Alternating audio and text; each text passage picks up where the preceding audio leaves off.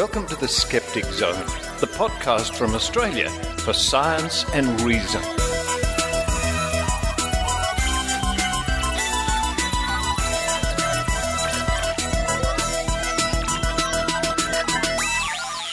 Hello and welcome to the Skeptic Zone podcast, episode number 408 for the 14th of August, 2016. Richard Saunders here with you from Sydney, Australia.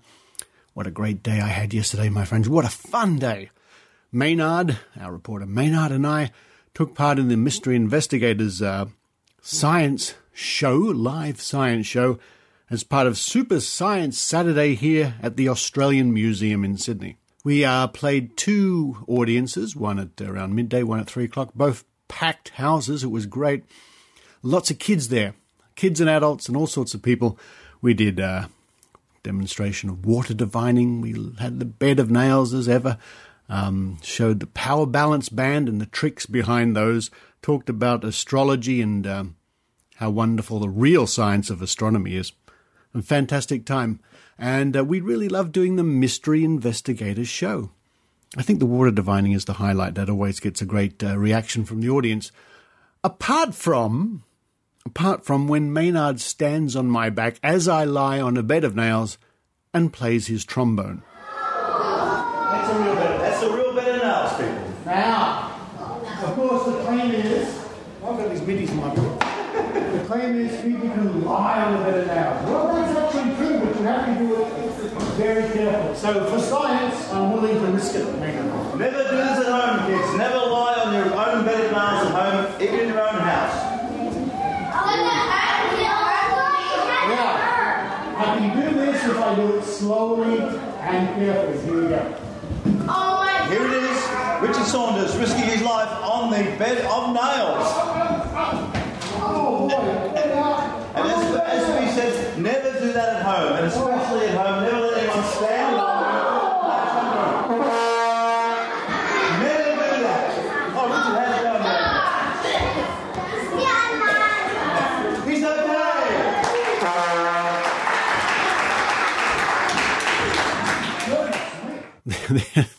There we go.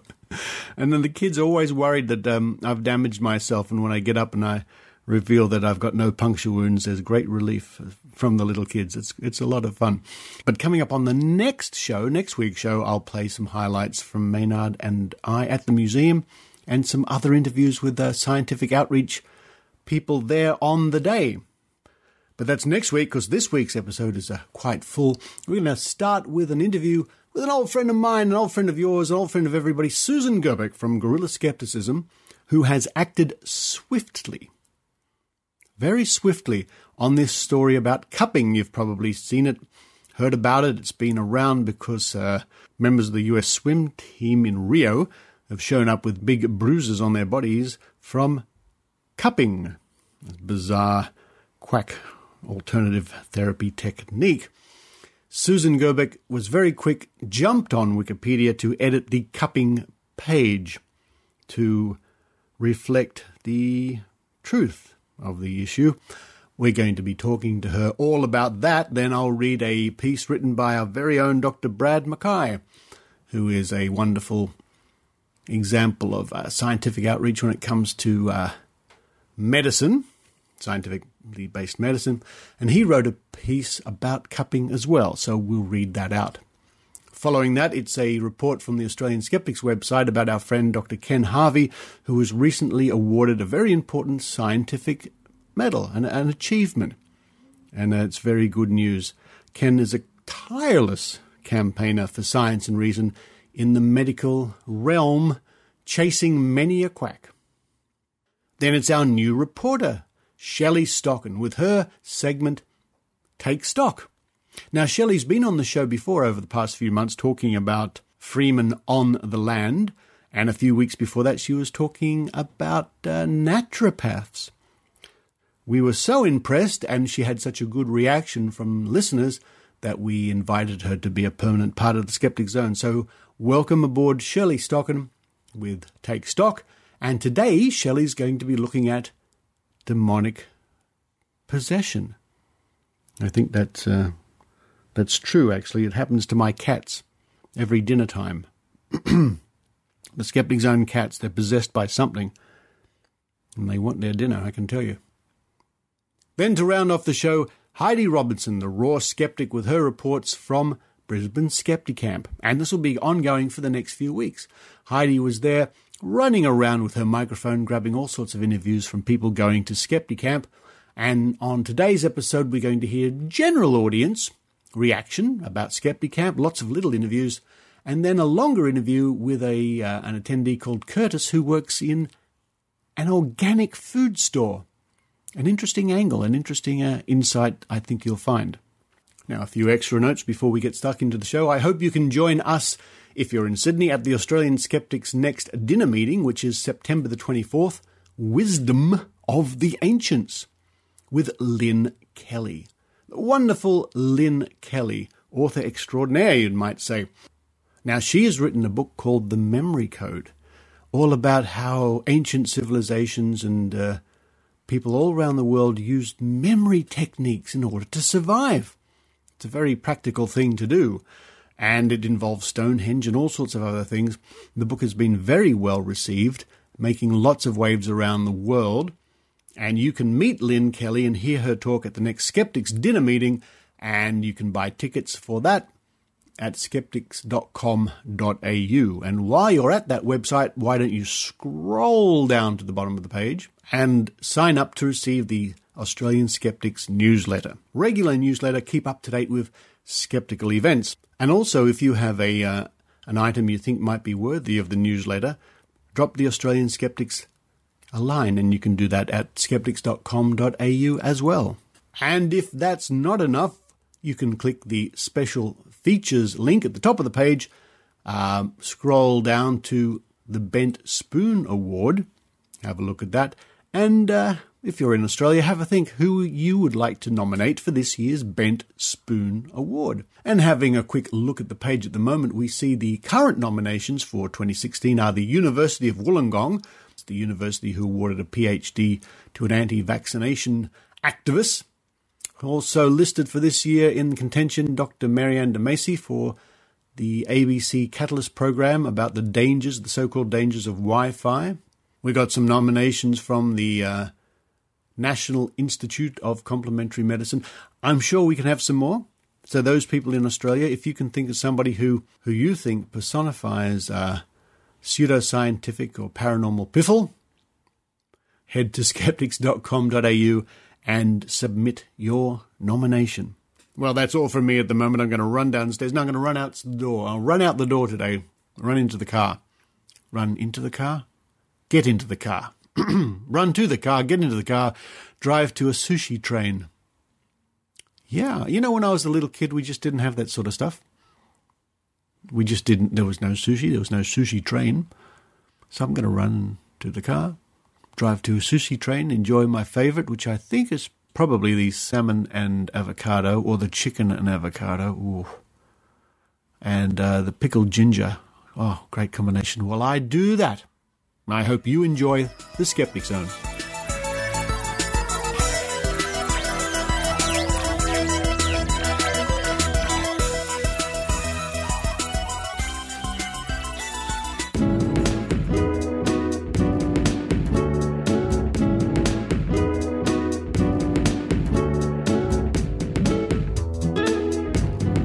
Joining me now from sunny California, well, I hope it's sunny anyway, it's Susan Gerbic from Guerrilla Skepticism. Hello.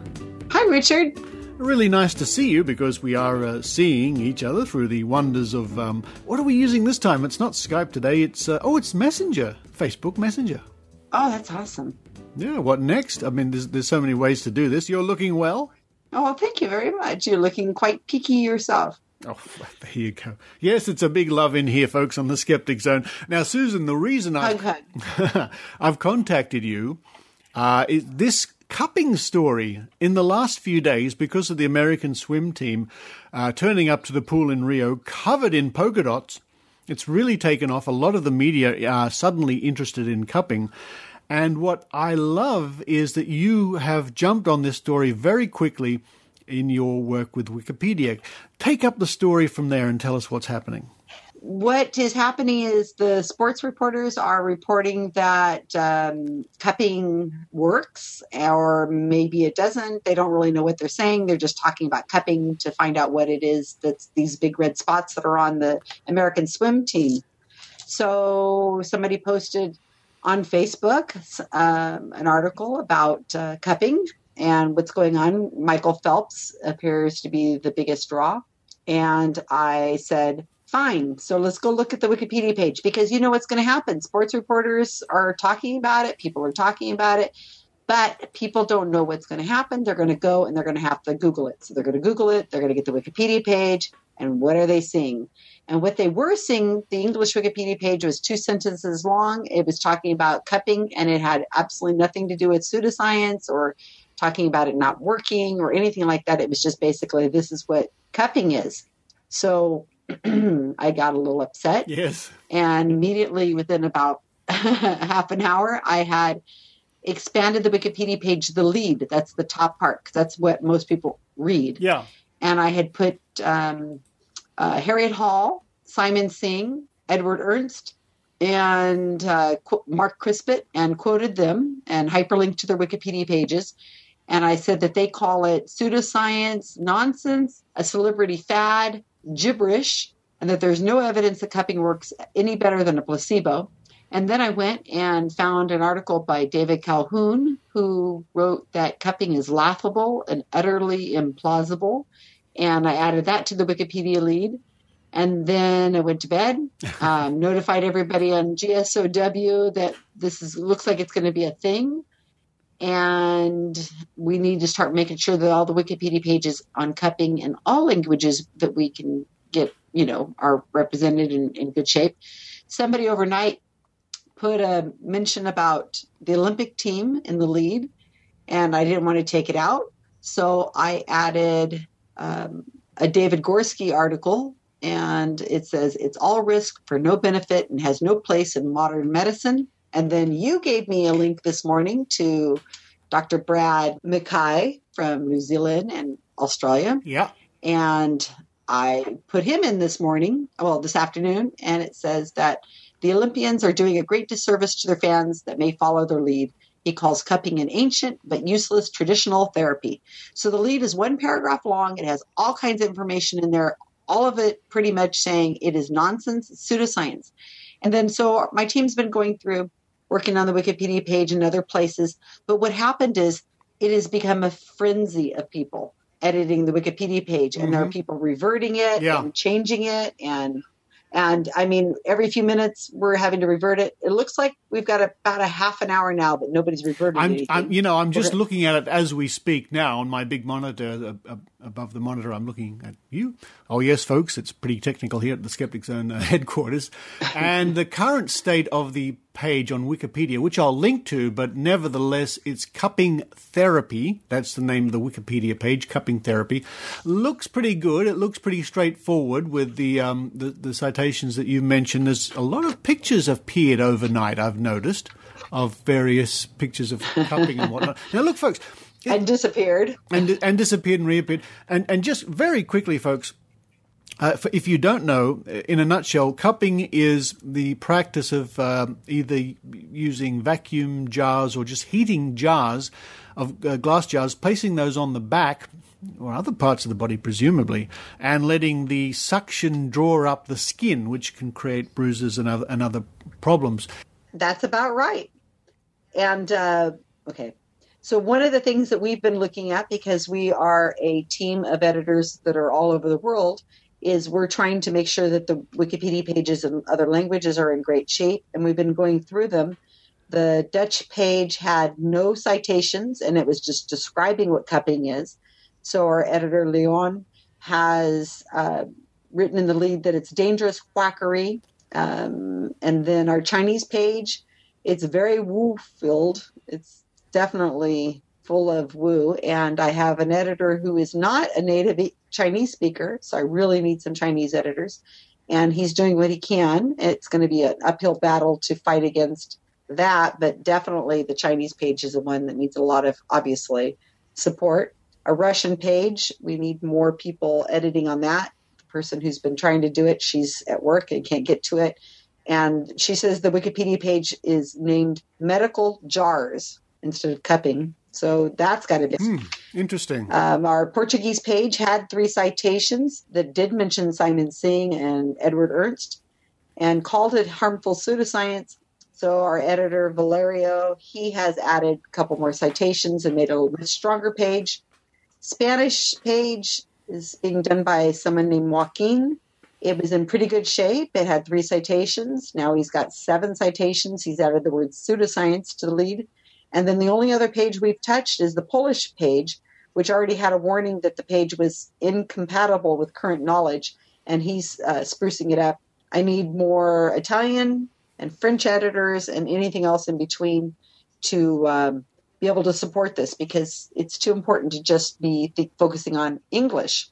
Yeah. Now, what I like about this whole story, of course, is that since it appeared in the news, courtesy of the American swimming team and Michael Phelps in particular, that you didn't waste any time. You checked out the references on Wikipedia, saw that they were completely inadequate, and decided to amend the page to truly reflect what cupping is all about. And as it says clearly on the page, we've got the citations. It's a celebrity fad. It's gibberish. It is nonsense. And I'm just so pleased that when people go to that page on Wikipedia, there's no two ways about it.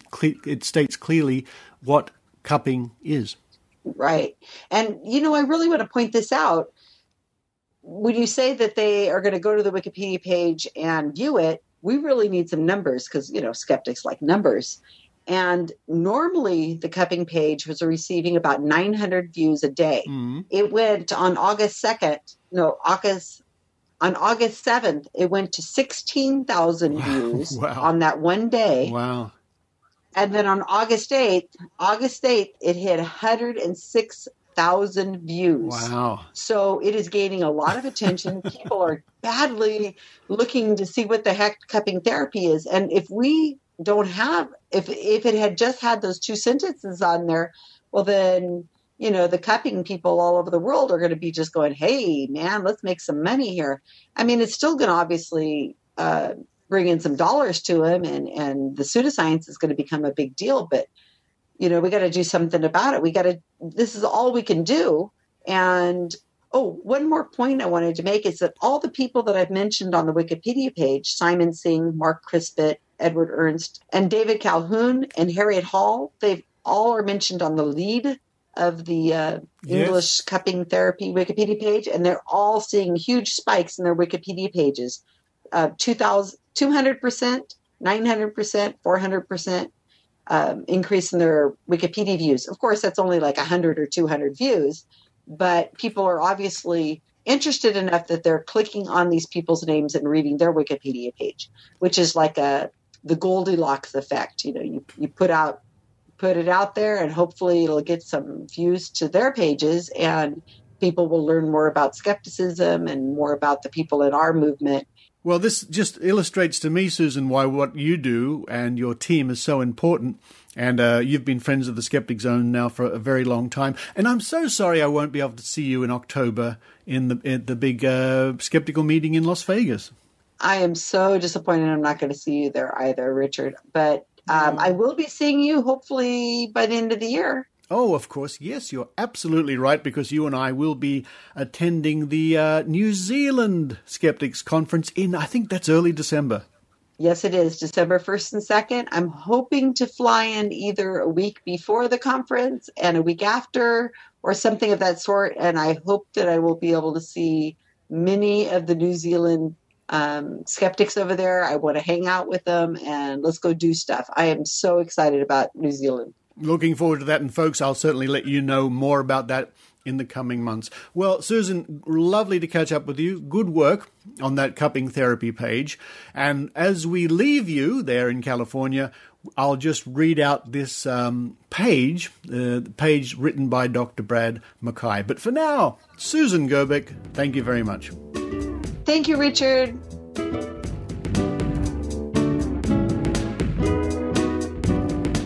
Why Team USA's Use of Cupping Therapy Really Sucks by Dr. Brad McKay. published on the 9th of August 2016 at news.com.au. Like all Australians, I can get a bit carried away while cheering for the green and gold at the Olympics. But lately, it hasn't been the Aussie team causing me to yell at the TV. Instead, it's been Team USA's use of cupping therapy that has me hot under the collar. Flouting their, quote, secret weapon, end quote, poolside and on the gym mats, they've decorated themselves with circular bruises. Nothing more than giant hickeys. They look like they've lost a fight with a vacuum cleaner. These mysterious marks are the result of placing hot glass cups on bare skin.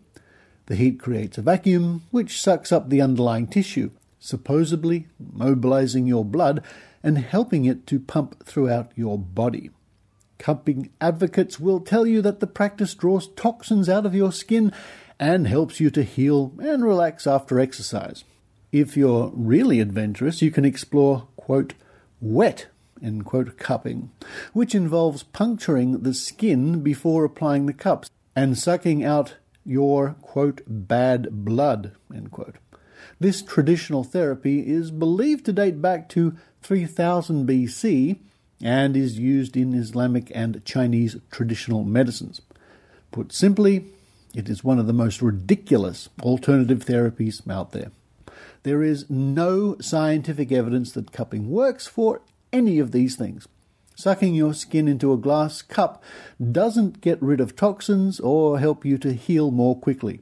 It only sucks the sweat out of your pores in your skin and gives you a nasty round bruise. Same goes for wet cupping, which just causes an impressive-looking scar. Cupping is simply a fashionable pseudoscience, and it can be extremely dangerous if not done correctly. As a doctor, I cringe whenever I see a patient with cupping marks. From a medical perspective, I only see unnecessary injuries. The suction from cupping causes the capillaries in your skin to break and bleed. At best, this causes a superficial bruise, but at worst, it can cause deep bruises, abrasions, skin infections, blistering, and the heat can even cause third-degree burns. Only this year, one man in China was left with burnt holes in his back after ongoing treatment. It won't improve the healing time for athletes, and cupping actually has the potential of slowing them down from pain or tissue damage. By showing off their useless bruises with pride, Team USA could be conducting an incredible psychological campaign to intimidate their fellow Olympians, but they appear to be fiercely uneducated about the pseudoscientific nature of this ancient, but unnecessary, traditional therapy. I only hope that keen fans won't follow their lead. Dr Brad McKay is a GP and host of Embarrassing Bodies Down Under. And as an aside, he's also a committee member of the Australian Skeptics. Find him at www.drbradmckay.com.au or follow him on Twitter at Dr. Brad McKay, and that's MCKAY.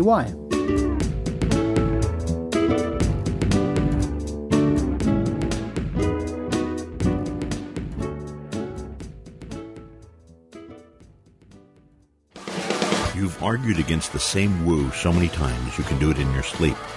Quit trying to stop the nonsense one person at a time. Join Guerrilla Skepticism on Wikipedia. Help us make sure the best skeptical information is always at everyone's fingertips. We need writers, editors, translators. We need you. And take as much or as little time as you can give us. Help us make Wikipedia as accurate as it can be, and you'll literally be helping people while you sleep. To join us or find out more, send a Facebook friend request to Susan Gerbic. That's Gerbic. Guerrilla Skepticism. The time is now.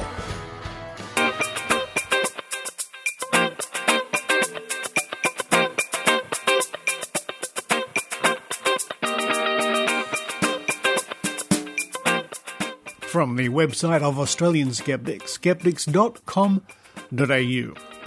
ANZAAS Medal for Ken Harvey. By Tim Mendham, written on the 9th of August 2016. The Australian and New Zealand Association for the Advancement of Science has awarded Dr. Ken Harvey the 2016 ANZAAS Medal. The medal, which is awarded annually for services for the advancement of science or administration or organisation of scientific activities, or the teaching of science throughout Australia and New Zealand, and in contributions to science which lie beyond normal professional activities. Previous winners of the medal include Sir Gus Nossal, Sir Mark Oliphant, and Harry Messel. Dr. Harvey is one of Australia's leading campaigners against non-science-based medicines and a critic of pharmaceutical marketing. He has been described by the Age newspaper as an, quote, anti-quackery crusader, end quote, and by Choice magazine as, quote, a serial complainer, end quote. The latter made him a life member for services to the consumer movement in 2012. Australian Skeptics awarded him the Thornett Award for the promotion of reason in 2011 and made him a life member in 2013. Among the wide range of his campaign activities, he is particularly well known in skeptical circles for his fight against the Sensor Slim diet product, where the company took him to court in a slap suit. Australian Skeptics organised a public fundraising exercise to cover his legal expenses. He won the case. Dr. Harvey was a member of the expert group that drafted the World Health Organization ethical criteria for medical drug promotion, and also the Commonwealth Pharmaceutical Health and Rational Use of Medicines, PHARM, committee that formulated the Quality of Use Medicines, QUM, pillar of Australian medicines policy.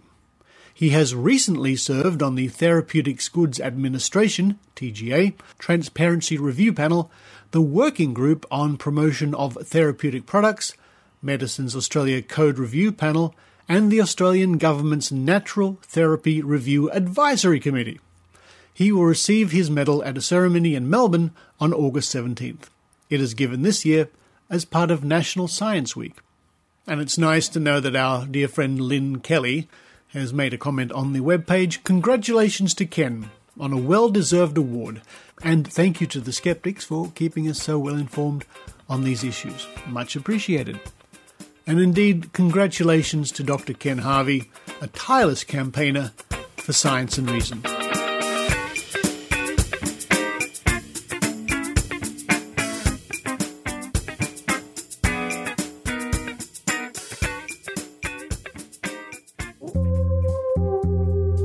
Quackwatch, your guide to quackery, health fraud, and intelligent decisions, operated by Stephen Barrett, MD. Quackwatch is now an international network of people who are concerned about health-related frauds, myths, fads, fallacies, and misconduct. Its primary focus is on quackery-related information that is difficult or impossible to get elsewhere. Articles on quackery include quackery. How should it be defined? How it sells. 26 ways to spot it. How it harms cancer patients. 7 warning signs for bogus science. Why health professionals become quacks. And many more, including in-depth looks at acupuncture, chiropractic, homeopathy, naturopathy, and much more. Visit www.quackwatch.com.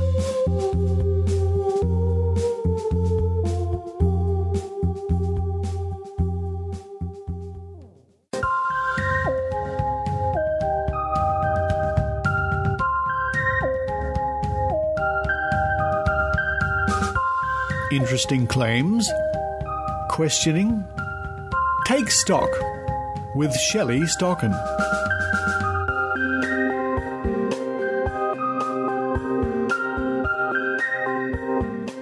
Hi, this is Shelley Stocken, and today I'm talking about demons.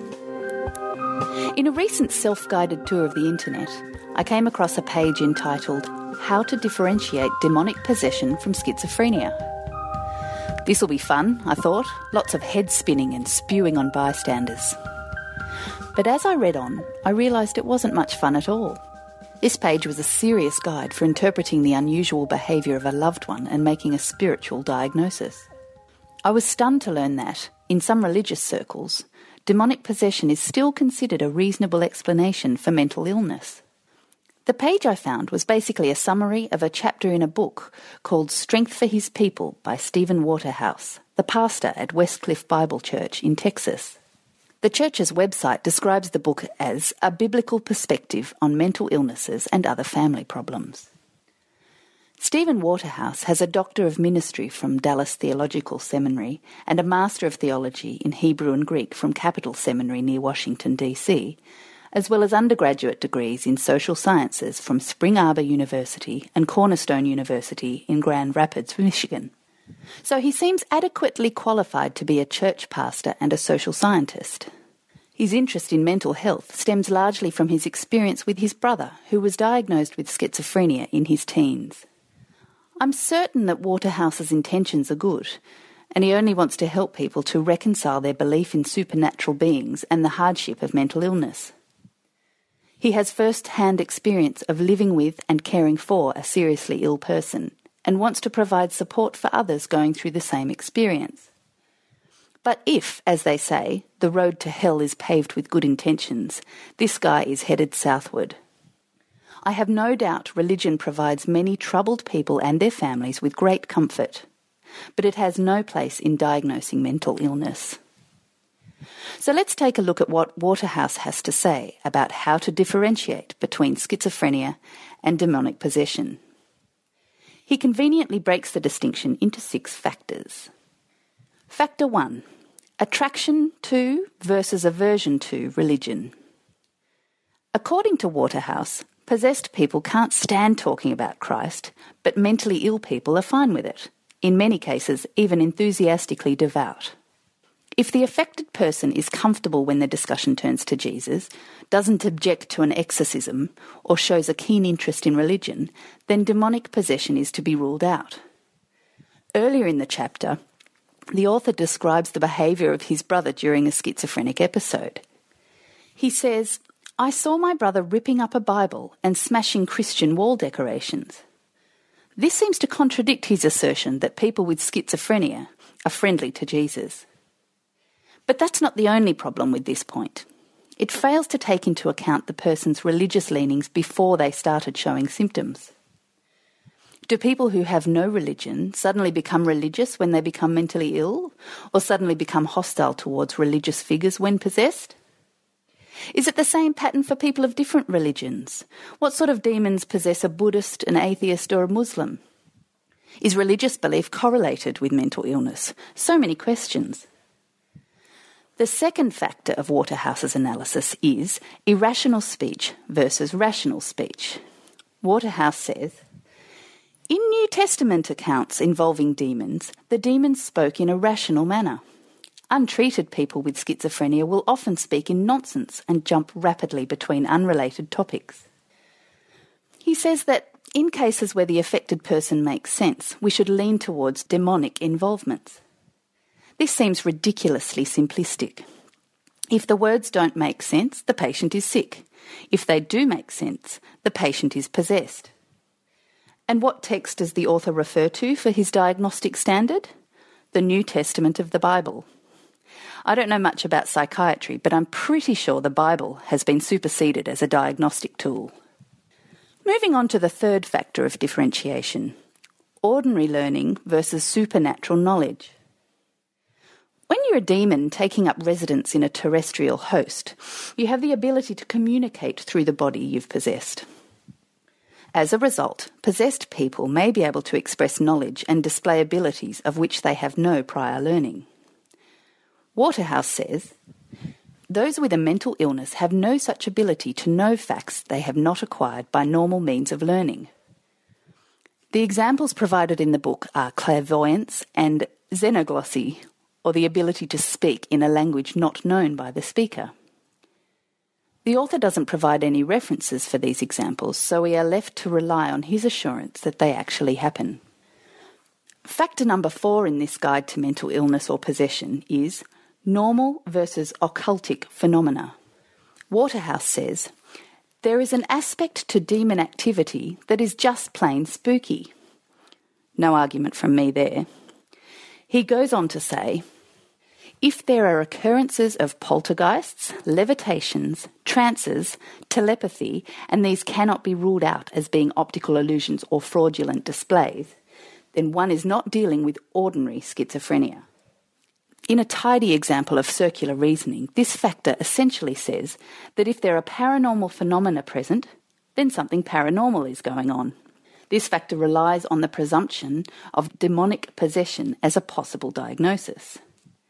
At least he suggests that apparently paranormal phenomena could be optical illusions or fraud, but he stops short of applying the same level of scepticism to the idea of demonic possession itself. Point 5 in Waterhouse's analysis is the claim to be possessed, and this one makes a little sense. He says, authors who have clinical experience both with demon possession and mental illness believe those who claim to be possessed are very likely not possessed. I completely agree that people who claim to be possessed probably aren't, but that's only because I don't think demonic possession is real. Waterhouse's reasoning is different. He claims that demons are secretive critters and don't like to brag about taking over someone's body. So, if someone is truly possessed, they're unlikely to admit it, which leaves it up to observers to judge whether or not demonic possession is the cause of their behaviour. And surely only observers who already consider demonic possession a possibility are likely to decide that someone is possessed. How this distinction is helpful to people with mental illness escapes me completely. The final factor of distinction between mental illness and demonic possession is the effect of therapy. It states, if prayer solves the problem, then it was probably not schizophrenia. If medicine helps alleviate the problem, it was not demon possession. Again, I completely agree with these statements. I agree that if prayer solves a problem, then that problem was not schizophrenia. It probably wasn't a broken leg, cystitis, or world poverty either. In fact, prayer has a pretty poor record for fixing things, statistically speaking. Relying on the effects of prayer to alleviate someone's real and immediate suffering is pretty irresponsible. If praying is your thing, knock yourself out, but maybe also seek a professional advice. I also agree that if medicine helps alleviate the problem, it was not demon possession. In fact, you could take medicine out of the equation altogether, and I'd still be satisfied that demons were never involved. Including the possibility of demonic possession in any assessment of mental illness does nobody any good. If possession is assumed, effective treatment can be delayed. In extreme cases, this could mean a rapid escalation if the condition is left unchecked, which can be dangerous for the sufferer and for the people around them. A diagnosis of demonic possession could in fact be the trigger for worsening symptoms. Imagine being in a state of distress, confusion or fear because of a mental illness, only to be told that your condition is the result of an evil spiritual parasite. That's hardly going to improve your mood. And when an exorcism inevitably fails to rid you of your inner turmoil, what then? Finding out you're possessed is bad. Discovering relief is impossible can only increase distress, confusion and fear. Why do demons even need to come into it? Believers seem to be able to explain other bad things without resorting to evil spirits. Some hardships are even attributed to God himself. If fire, flood, famine, and flesh-eating viruses can be part of God's plan, why not mental illness? Why is that left to demons? Sky Daddy seems comfortable inflicting boils and blindness and botulism, but outsources brainwork to Beelzebub. It doesn't make sense. I don't see why modern psychiatry can't exist within a religious framework. It's a long time since I believed in God and Jesus, but even in my happiest, clappiest Christian days, I still thought humans' ability to think and learn and analyse our world was part of the big guy's long-term plan. The idea that some of us could study humans closely enough to diagnose and treat mental illness and make life better in a scientific way fit easily into my understanding of what God wanted us to do.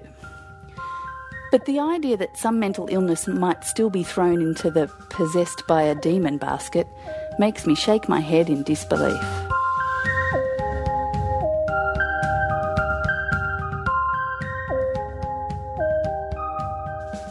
Greetings Greetings, listeners. It's me, Captain Disillusion. On my YouTube channel called Captain Disillusion, I, Captain Disillusion, analyze viral videos of the strange and unbelievable. I explain how interframe video compression, 3D motion tracking, and stock VFX elements prove that Justin Bieber is not a secret reptilian alien, that those videos of ghost cars are just unintentional optical illusions, and that lightning did not strike a few feet away from a girl on a beach as we saw in the news. I'm real fun at parties. My best friend is a lens flare. Eat a dimmer switch, Disillusion. I do know other people. Sometimes they even show up in my videos. People like Skepticism's grandpa, James Randi, Cirque du Soleil acrobat Erica Lins, weight loss enthusiast Penn Jillette, and the actual Beekman from Beekman's World. I hope you'll check out my adventures, interact with me in a platonic way, and even consider becoming a patron of my work. You can do all that and more on YouTube or at CaptainDisillusion.com.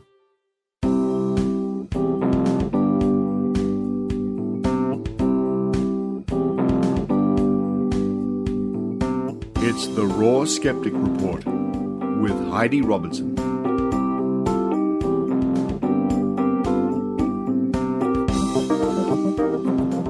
This is Heidi Robertson coming to you live from Brisbane Skepticamp.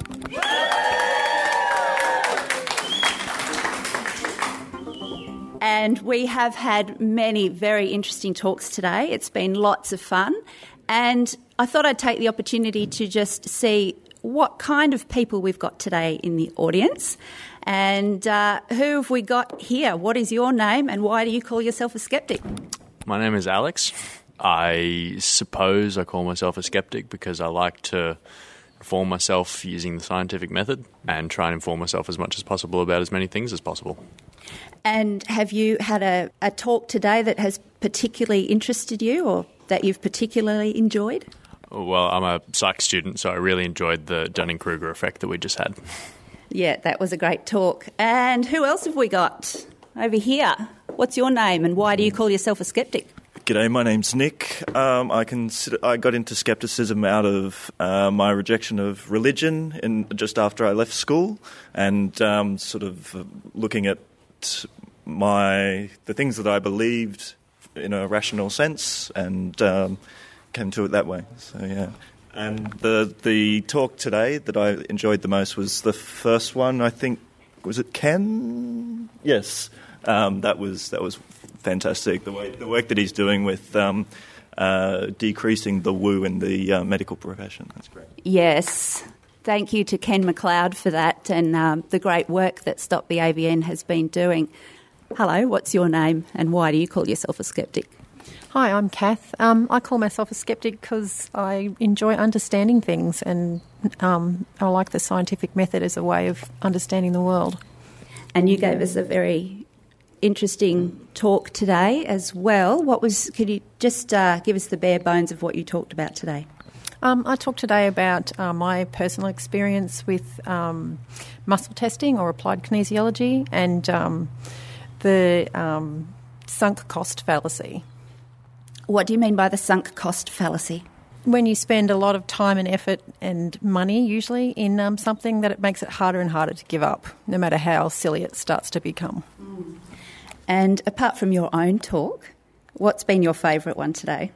Oh, I've enjoyed them all. I really enjoyed the lady this morning who's a dietitian. Yes, that was Mandy Noble, and I have had the pleasure of doing an interview with her as well. Okay, who else have we got? Mr. David Bolt. Why do you call yourself a skeptic? I suppose it goes back a long while, Heidi. I originally thought myself as a skeptic, but until I moved to Australia in 2007, I was actually a truther and believed in the Bilderberg Group and New World Order and all those. And I think I was sceptical of government and things like that, but I realised, having listened to Dr. Carl and then the Skeptic Zone, thank you very much, that my thought process wasn't right. And I learned to think skeptically, and it opened a whole new world for me, and it's been a revelation that I've absolutely found wonderful.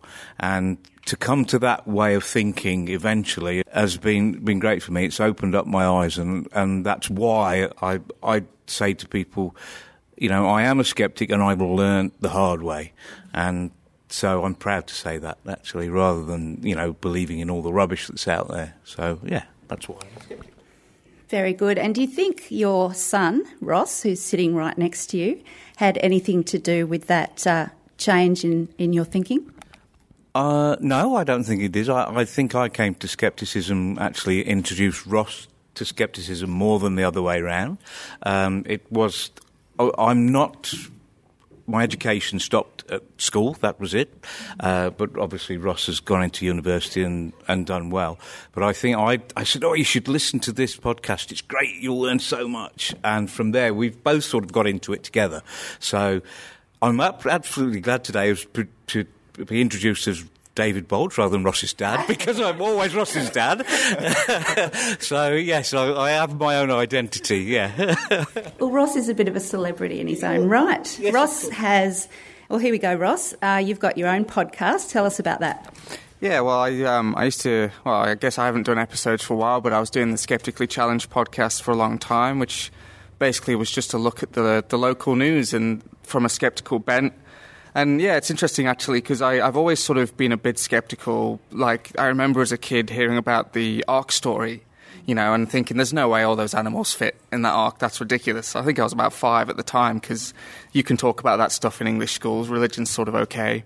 But then I remember, Dad had been listening to Dr. Carl, and I think it was maybe even the Skeptoid podcast, and he said, Ross, you've got to listen to the Skeptoid podcast. I think you'll really like it.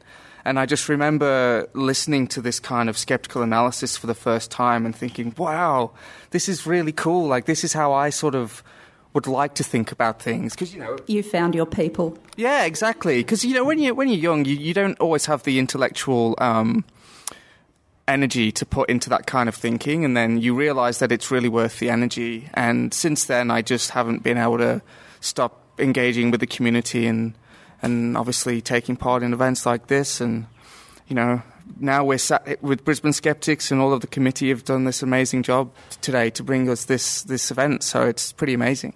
Just getting back to when you were 5 years old and hearing about the Ark story, I'm sure a certain Ken Ham might be able to explain exactly how all the animals, including the dinosaurs, got on the Ark. Have you ever considered going and having a look at the life-size Ark? Well, I mean, it's sort of like watching a train wreck. There would be a certain amount of curiosity, but I think Bill Nye went recently, and I think his report would be enough for me. All right. And Ross, what was your favourite talk today? Oh, there were so many. I really enjoyed Kat's talk about sort of the personal experience with woo. I think there's something really powerful about that. It's easy as someone who's been a skeptic kind of forever to sort of dismiss people who have these experiences, and then you realise that actually, everyone's just people, and that you have to bear that in mind when you talk to them. I really liked the biological control talk as well. That Michelle did, of course. I think you would have heard her on the Skeptic Zone before. As I do virology, so it's sort of a similar-ish field for me, and that was really fascinating. And one can never turn down an opportunity to say the word carp herpes. So that was a highlight for me as well. And what about you, David? What was your favourite talk today? Croningdooga. Definitely. Did you just say Croningdooga? Yeah, well, exactly. It wasn't. Obviously. There you go. That's my intelligence gone down the drain. But yeah, no, it's the first time I've heard it explained like that, and I really enjoyed it. Yeah, we had great talks today, and I would encourage everybody, if you ever have the opportunity to get along to a Skepticamp, to come and meet some like-minded people, maybe even do a presentation yourself. Hi, my name's Curtis, and I'm here just talking about my experiences working in an organic supermarket and cafe, and the people I run into and deal with on a daily basis. And this, I believe, is your first Skepticamp. Yes, it is. I know Cassandra, and so I thought I'd come down and see her and see what this is all about. Okay, and you just you were put on the spot by Cassandra and did a bit of a talk for us, which was very interesting. So tell us about some of the products that you sell at work.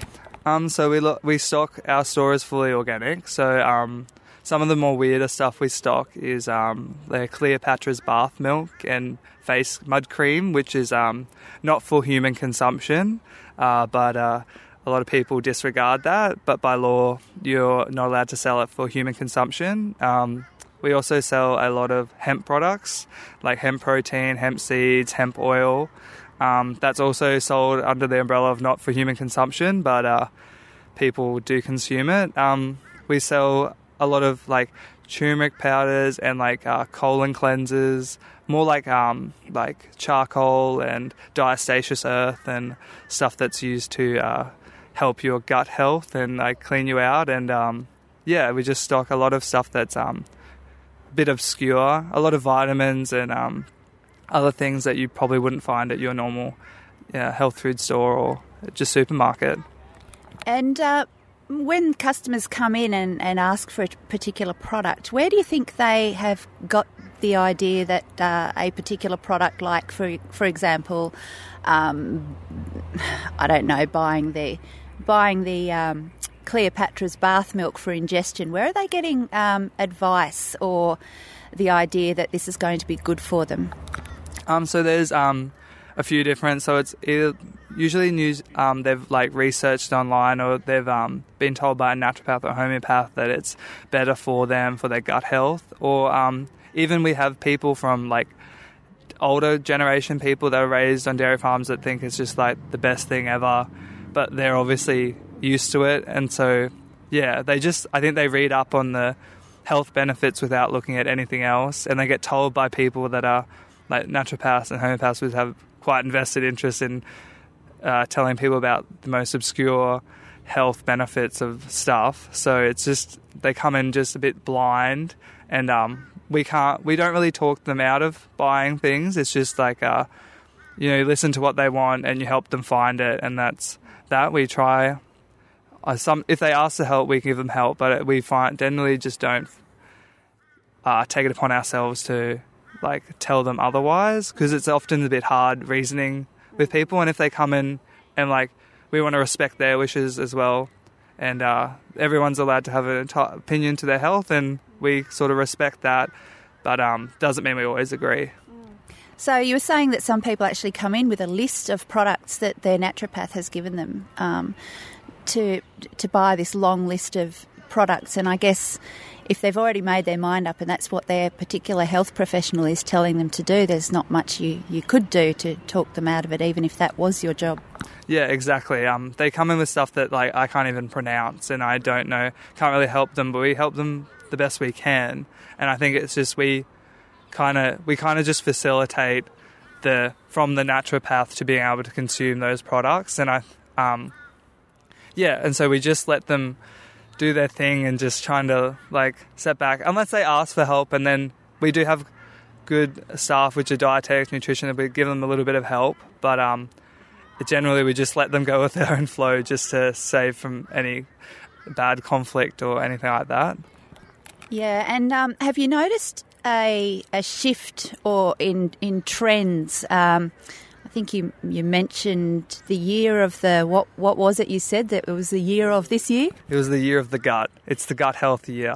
Everyone's going towards probiotics, kombucha, and things that are going to promote good gut health. And what have been some of the other trends that you've been aware of? Well, we went through a phase of selling a lot of quinoa and kale. Like a lot of people have got on that bandwagon. We also it just depends on the seasons. Like vitamin C goes off the shelves in winter, and kefir yogurt is very big. I think that's a probiotic as well, so that's selling quite well. We have coconut kefir. We have different types, and sauerkraut. We have a lot of fermented foods. That's really getting big. But it just all depends what's the new being shown. Like when Pete Evans was talking about bone broth, we had a lot of people asking for that. And we have a lot of people are asking for gelatin at the moment as well, like organic gelatin, and they want to know like the sprouting number and everything like that. It's a bit, so I'm not sure what that's to do with, but it's changing. It always changes. Yeah, it's come from somewhere, obviously. Then I'll have to look up that gelatin thing. I hadn't heard of that. Well, thank you, Curtis. It's been very enlightening, and we definitely hope to see you at more Skeptics events in the future. Definitely. I'll definitely talk to Cass and you and just, see if I can come to some more. Definitely. All right. Thank you.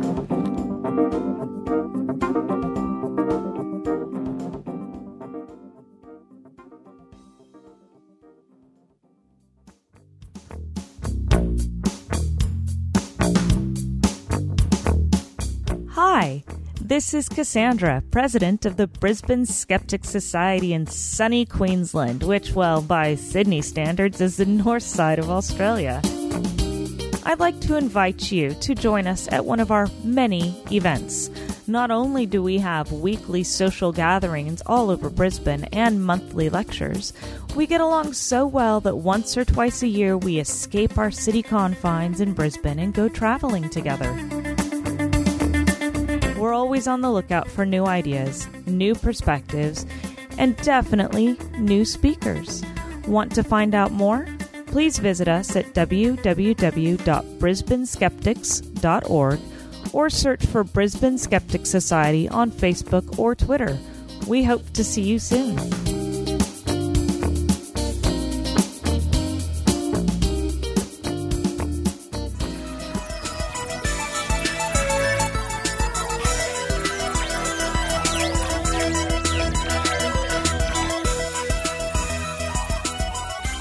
Thank you for listening to the Skeptic Zone. On next week's episode, we're going to have more from Heidi Robertson, interviewing people at Brisbane Skepticamp, and some more highlights and interviews from Super Science Saturday at the Australian Museum, where Maynard and I were performing the Mystery Investigator show. And that's a great show. That's a lot of fun. We really enjoy it. There's a website, mysteryinvestigators.com. You might want to check that out. The show visits any interested groups, but especially schools. It's really catered towards school groups. And indeed, later on this week, Maynard and I will be back at the museum to perform for a high school group, 2 high school groups, I think. And the week after that, my good friend Ian Bryce, who's also in the Mystery Investigators, will be joining me to perform a busy time of the year. Thank you to those people signing up with Patreon to be patrons of the Skeptic Zone. It means a lot to the whole team. It really does. It means the show keeps going. Full stop.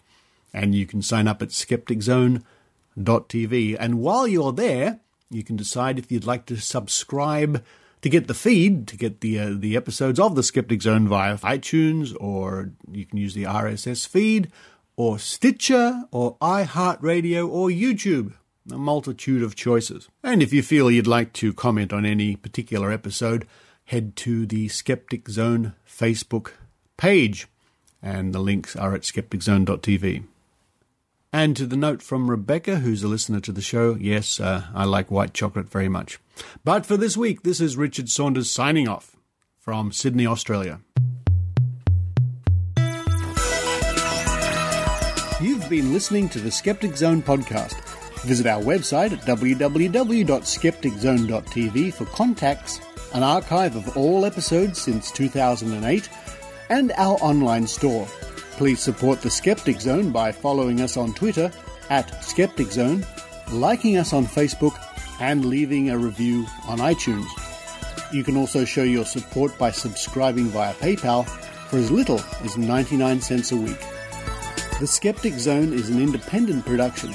The views and opinions expressed on the Skeptic Zone are not necessarily those of Australian Skeptics Inc. or any other skeptical organisation.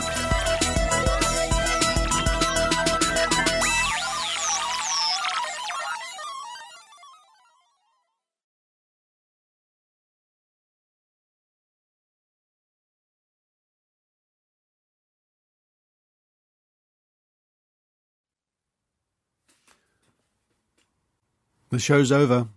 Hello? Hello? Wake up. You fell asleep. The show is over. Hello? Hello? The Skeptic Zone is over. Listen again next week. Hello? Wake up. Hello?